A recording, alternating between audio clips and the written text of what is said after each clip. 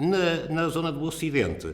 foi constituída, foi desenhada uma província, a província da Lusitânia. Essa província da Lusitânia não coincide exatamente com o espaço hoje português. É um equívoco que muitas vezes sucede e que importa contrariar. A província da Lusitânia tinha o seu limite norte na bacia hidrográfica do Douro, ou seja, as regiões a norte do Douro pertenciam a uma outra província romana, que não a Lusitânia, e o limite oriental da Lusitânia é mais ou menos até à zona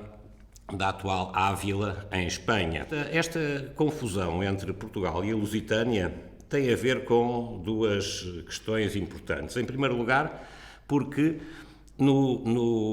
a partir do Renascimento, quando começa a incrementar-se a comunicação internacional à escala europeia, essa comunicação era feita em latim e não existia uma palavra latina para Portugal. O que faziam então os eruditos desse tempo era recuperar as palavras latinas e aplicá-las a essas novas realidades políticas. Do ponto de vista prático, a Lusitânia, como sinónimo de Portugal, era bastante útil também de um ponto de vista político e diplomático, na medida em que, por razões igualmente políticas, os humanistas espanhóis falavam normalmente de Hispânia, ou seja, de toda a Península Ibérica, globalmente, sem considerarem a realidade histórica mais recente, que era a constituição do Reino de Portugal. Para os portugueses, Lusitânia era igual a Portugal, sendo que para os espanhóis da zona da Extremadura, da atual região autónoma da Extremadura, a Lusitânia também era deles, na medida em que a capital da província era justamente uma cidade constituída de raiz